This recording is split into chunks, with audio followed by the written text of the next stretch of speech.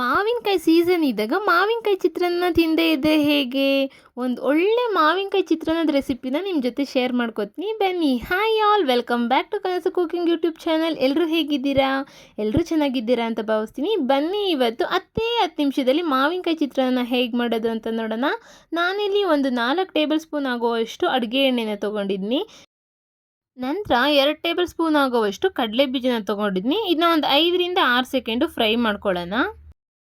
ನಂತರ 2 table spoon ಆಗುವಷ್ಟು ಕಡಲೆಬೇಳೆನ ಸೇರಿಸ್ಕೊತಾ ಇದ್ದೀನಿ. ಅದೇ ಮೆಜರ್ಮೆಂಟಲ್ಲಿ ಉದ್ದಿನ ಬೇಳೆನ ತೊಗೋತಾ ಇದ್ದೀನಿ. ಉದ್ದಿನ ಕಾಳಾದರೂ ತೊಗೋಬೋದು. ಇದೆಲ್ಲ ಗೋಲ್ಡನ್ ಕಲರ್ ಆಗೋವರೆಗೂ ಫ್ರೈ ಮಾಡ್ಕೋಬೇಕು.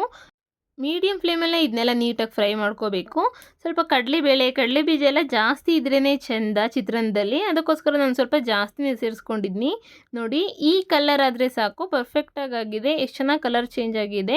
ನಾನಿವತ್ತು ಮಾಡ್ತಿರೋವಂಥ ಮಾವಿನಕಾಯಿ ಚಿತ್ರಾನ್ನದಲ್ಲಿ ಈರುಳ್ಳಿನ ಉಪಯೋಗಿಸ್ತಾ ಇಲ್ಲ. ಅದಕ್ಕೋಸ್ಕರ ಇಷ್ಟು ಕಲರ್ ಚೇಂಜ್ ಆದರೆ ಸಾಕು. ಮಿಕ್ಕಿದ ಇಂಗ್ರೀಡಿಯೆಂಟ್ಸ್ ಎಲ್ಲ ಹಾಕುವಾಗ ಇನ್ನು ಸ್ವಲ್ಪ ಕಲರ್ ಚೇಂಜ್ ಆಗಿಬಿಡುತ್ತೆ. ಇಷ್ಟು ಕಲರ್ ಆದ ನಂತರ ಒಂದು ಅರ್ಧ ಟೀ ಸ್ಪೂನಷ್ಟು ಸಾಸಿವೆನ ಸೇರಿಸ್ಕೊತಾ ಇದ್ದೀನಿ. 2 ಸೆಕೆಂಡ್ ಅದು ಫ್ರೈ ಆದ ನಂತರ ಒಂದು ಅರ್ಧ ಟೀ ಸ್ಪೂನಷ್ಟು ಜೀರಿಗೆನ ಸೇರಿಸ್ಕೊಳ್ಳೋಣ. ಸಾಸಿವೆ ಜೀರಿಗೆ ಚಟಾಪಟ ಅಂತ ಹಿಡಿಯೋವರೆಗೂ ನಾವು ಇದನ್ನ ಫ್ರೈ ಮಾಡ್ಕೊಳ್ಳೋಣ.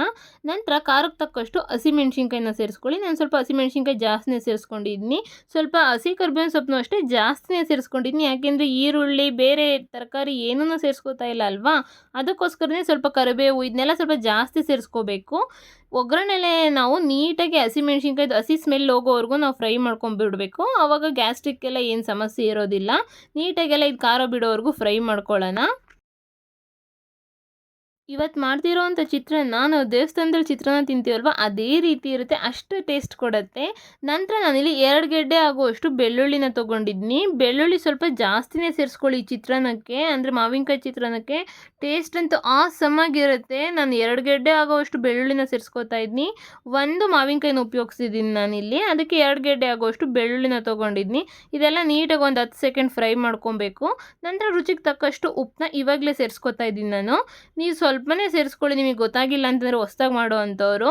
ಆಮೇಲೆ ಬೇಕಾದರೂ ರೈಸ್ ಹಾಕಿದ ನಂತರ ನಾವು ಟೇಸ್ಟ್ ನೋಡಿಕೊಂಡು ಸೇರಿಸ್ಕೋಬೋದು ಉಪ್ಪನ್ನ. ಇದೆಲ್ಲ ನೀಟಾಗಿ ಫ್ರೈ ಆಗಿದೆ. ನಂತರ ಇದಕ್ಕೆ ಒಂದು ಅರ್ಧ ಟೀ ಸ್ಪೂನಷ್ಟು ಅರಿಶಿನ ಸೇರಿಸ್ಕೊತಾ ಇದ್ದೀನಿ. ನಿಮಗೆ ಕಲರ್ಗೆ ಎಷ್ಟು ಬೇಕೋ ಅರಿಶಿನದ ಪುಡಿ ಅಷ್ಟನ್ನ ನೀವು ಸೇರಿಸ್ಕೊಳ್ಳಿ. ಅರಿಶಿನ ಹಾಕಿದ ನಂತರ ಒಂದು 5 ಸೆಕೆಂಡ್ ಇದನ್ನ ಫ್ರೈ ಮಾಡ್ಕೊಳ್ಳೋಣ. ನೋಡಿ, ಆಲ್ಮೋಸ್ಟ್ ಗೊಜ್ಜು ರೆಡಿನೇ ಆಗೋಗ್ಬಿಟ್ಟಿದೆ. ಇದು ಹೆಂಗೆ ಅಂತಂದರೆ, ನಾವು ಲೆಮನ್ ರೈಸ್ ಮಾಡ್ತೀವಲ್ವ, ಅದೇ ಪ್ರೊಸೀಜರು. ಲೆಮನ್ ಬದಲಿಗೆ ನಾವಿಲ್ಲಿ ಮಾವಿನಕಾಯಿನ ಉಪಯೋಗಿಸ್ತಾ ಇದ್ದೀವಿ ಅಷ್ಟೇ. ನಾನಿಲ್ಲಿ ಒಂದು ದಪ್ಪ ಸೈಜು ತೋತಾಪುರಿ ಮಾವಿನಕಾಯಿನ ಉಪಯೋಗಿಸ್ತಾ ಇದ್ದೀನಿ. ನಿಮಗೆ ಬೇಕು ಅಂತಂದರೆ ಹುಳಿ ಮಾವಿನಕಾಯಿ ಇರುತ್ತಲ್ವ, ಅದನ್ನಾದ್ರೂ ಉಪಯೋಗಿಸ್ಕೋಬೋದು. ಹುಳಿ ಮಾವಿನಕಾಯಿ ಹಾಕಿದ್ರೆ ಸ್ವಲ್ಪ ಹುಳಿ ಜಾಸ್ತಿ ಆಗುತ್ತೆ. ಅದನ್ನ ಸ್ವಲ್ಪ ಹುಳಿ ಹಿಂಡ್ಕೊಂಡು ಉಪಯೋಗಿಸ್ಕೊಳ್ಳಿ, ಅದನ್ನ ಉಪಯೋಗಿಸೋದಾದರೆ. ಇದೇನು ಅಷ್ಟೇನು ಹುಳಿ ಆಗೋದಿಲ್ಲ, ಕರೆಕ್ಟಾಗಿ ಆಗುತ್ತೆ. ನೋಡಿ, ಮಾವಿನಕಾಯಿ ಹಾಕಿದ ನಂತರ ಲೋ ಫ್ಲೇಮಲ್ಲಿ ಇಟ್ಕೊಬಿಡಿ. ಹೈ ಫ್ಲೇಮಲ್ಲಿ ಇಟ್ಕೊಂಡ್ಬಿಟ್ರೆ ಅದೆಲ್ಲ ಸೀದೋಗ್ಬಿಡುತ್ತೆ. ಅಂದರೆ ಒಂದು ಮೀಡಿಯಮ್ ಫ್ಲೇಮಲ್ಲಿ ಇಟ್ಕೊಂಡು ಇದನ್ನ ಒಂದು 2 ನಿಮಿಷ ಇದನ್ನ ನೀಟಾಗಿ ಫ್ರೈ ಮಾಡ್ಕೊಳ್ಬೇಕು. 10 ನಿಮಿಷನೂ ಬೇಕಾಗೋದಿಲ್ಲ ಇದನ್ನ ಮಾವಿನಕಾಯಿ ಚಿತ್ರಾನ್ನ ಮಾಡೋದಕ್ಕೆ. 5 ನಿಮಿಷ ಸಾಕು ಅನಿಸುತ್ತೆ, ಅಷ್ಟು ಬೇಗ ಕ್ವಿಕ್ಕಾಗಿ ಇದು ರೆಡಿ ಆಗೋಗ್ಬಿಡುತ್ತೆ. ನೋಡಿ, ಇಲ್ಲಿ ಗೊಜ್ಜೆಲ್ಲ ಚೆನ್ನಾಗಿ ರೆಡಿ ಆಗಿದೆ. ಇದು 2 ನಿಮಿಷ ಆದ ನಂತರ ತೋರಿಸ್ತಾ ಇದ್ದೀನಿ. ನಂತರ ನಾನಿಲ್ಲಿ 1 ಕಪ್ ಆಗುವಷ್ಟು ಕಾಯಿ ತುರಿನ ಸೇರಿಸ್ತಾ ಇದ್ದೀನಿ. ಕಾಯಿ ತುರಿ ನಿಮ್ಗೆ ಇಷ್ಟ ಇಲ್ಲ ಅಂತಂದರೆ ಆಪ್ಷನಲ್ಲು, ಬಟ್ ಸೇರಿಸಿದ್ರೆ ತುಂಬ ಚೆನ್ನಾಗಿರುತ್ತೆ. ಅದಕ್ಕೋಸ್ಕರ ನಾನು ಸೇರಿಸ್ಕೊತಾ ಇದ್ದೀನಿ. ನಾನು ಮಾವಿನಕಾಯಿ ಚಿತ್ರಾನ್ನ ಮಾಡುವಾಗೆಲ್ಲ ಕಾಯಿ ತುರಿ ಸೇರಿಸ್ಕೊತೀನಿ, ಟೇಸ್ಟ್ ತುಂಬ ಚೆನ್ನಾಗಿರುತ್ತೆ. ನೀವು ಒಂದ್ಸಲ ಟ್ರೈ ಮಾಡಿ. ಕಾಯಿ ತುರಿ ಹಾಕಿದ ನಂತರನೂ ಅಷ್ಟೇ 1ರಿಂದ 2 ನಿಮಿಷ ಫ್ರೈ ಮಾಡಿಕೊಂಡ್ರೆ ಸಾಕು. ಕಾಯಿ ತುರಿ ಹಾಕಿ ಏನು ತುಂಬ ಹೊತ್ತೇನು ಅದನ್ನ ಬೇಯಿಸಬೇಕು ಅಂತ ಏನಿಲ್ಲ. ಇಷ್ಟೇ ಇದಕ್ಕೆ ಬೇಕಾಗಿರೋವಂಥ ಪದಾರ್ಥಗಳು. ಈರುಳ್ಳಿ ಬೇಕಾಗಿಲ್ಲ, ಏನು ಕ್ಯಾಪ್ಸಿಕಮ್ಮು ಅಥವಾ ಬೇರೆ ಥರದ ಐಟಮ್ ಏನೂ ಬೇಕಾಗಿಲ್ಲ. ಇಷ್ಟು ಕಡಿಮೆ ಇಂಗ್ರೀಡಿಯೆಂಟ್ಸಲ್ಲಿ ಗೊಜ್ಜು ರೆಡಿ ಆಗೋಗ್ಬಿಡುತ್ತೆ. ನೋಡಿ, ನಾನು 2 ನಿಮಿಷ ಬಿಟ್ಟಿದ ನಂತರ ತೋರಿಸ್ತಾ ಇದ್ದೀನಿ. ಗೊಜ್ಜೆಲ್ಲ ಪರ್ಫೆಕ್ಟಾಗಿ ರೆಡಿ ಆಗಿದೆ. ನನಗೆ ಇಷ್ಟೊಂದು ಗೊಜ್ಜು ಬೇಡ, ಇದನ್ನ ಸ್ವಲ್ಪ ಎತ್ತಿಟ್ಕೋತೀನಿ ನಾನು. ನೀವು ಗೊಜ್ಜನ್ನ ಮಾಡೋದಕ್ಕೆ ಸ್ಟಾರ್ಟ್ ಮಾಡೋದಕ್ಕೂ ಮುಂಚೆನೇ ರೈಸ್ ಮಾಡಿಬಿಟ್ಟು ಒಂದು ಬೌಲಲ್ಲಿ ಅಥವಾ ಒಂದು ಪ್ಲೇಟಿಗೆ ಅನ್ನನ ಆರಿಕ್ಬಿಡಿ. ಆವಾಗ ಅನ್ನ ಕಲಸೋದಕ್ಕೆ ತುಂಬ ಚೆನ್ನಾಗಿರುತ್ತೆ. ನಿಮ್ಮ ಹತ್ರ ಯಾವ ಅಕ್ಕಿ ಇದೆ ಅದನ್ನ ಉಪಯೋಗಿಸಿ. ರೇಷನ್ ಅಕ್ಕಿಲೂ ತುಂಬ ಚೆನ್ನಾಗಾಗುತ್ತೆ. ನಾನಿಲ್ಲಿ ಬುಲೆಟ್ ರೈಸ್ನ ಉಪಯೋಗಿಸ್ತಾ ಇದ್ದೀನಿ. ನಾನು ಮುಂಚೆನೇ ಇದನ್ನ ಅನ್ನನ ಆರಿಕ್ಕೋದಕ್ಕೆ ಬಿಟ್ಟಿದ್ದೆ, ಒಂದು ಬೌಲ್ಗೆ ಹಾಕ್ಬಿಟ್ಟು. ಅನ್ನ ಎಲ್ಲ ಚೆನ್ನಾಗಿ ಆರಿದೆ, ಅನ್ನನೂ ಮತ್ತು ಚೆನ್ನಾಗಿ ಉದುದ್ರಾಗಿದೆ. ಅದನ್ನ ಸೇರಿಸ್ಕೊಂಡು ನೀಟಾಗಿ ಮಿಕ್ಸ್ ಮಾಡ್ಕೋತೀನಿ.